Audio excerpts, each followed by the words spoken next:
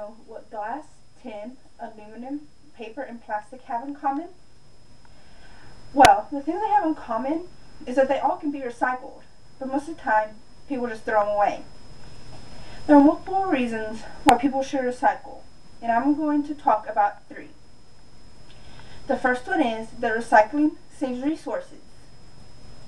For every ton of paper that is recycled, 17 trees, 275 pounds of sulfur, 350 pounds of limestone, 60,000 gallons of water, 225 kilowatt hours, and 3.3 cubic yards are saved in the landfill.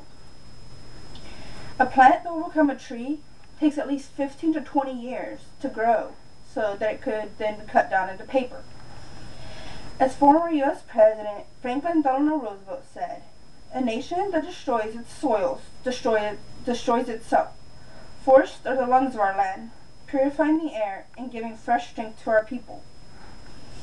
In dealing with aluminum, enough energy would be saved to light a medium-sized city for close to 5 years if all the aluminum that was produced would just be recycled. Aluminum is one of the fastest and easiest materials that can be recycled. It takes approximately 60 days for the people to recycle it and have it back out on the market. Plastic bottles and things that are plastic take up to 700 years to decompose in a landfill, and it kills about a million sea animals every year. The reason that the problem kills the sea creatures is because that could be fish that people could be eating and stuff like that. The second reason that people should recycle is that recycling can help make money for families that need it. If you take aluminum to places that give you money for it, aluminum can give you about 63 cents to 90 cents a pound for it.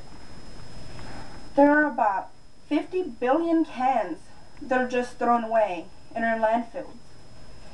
If you were to collect all the cans up, it'd be a couple $1 million that you could get. About 21 new jobs are made a year in New Mexico for the recycling plants that they have there. St. Vincent de Paul employs over 400 workers at living wages plus health benefits. And multiple other places also will pay to work within the recycling plant. The third reason that you should recycle is that there are multiple places popping up everywhere around the United States that you can recycle it now. Recycology Inc. in California operates now in over 50 cities, most of which are in California and the surrounding states. It takes the normal recycle and recycles it, and the workers also pull things that are in good condition so that they can be recycled and refurbished for like lower income people. And because of recycology, over 300 college campuses have also started recycling. Then there's the New Mexico Recycle Coalition.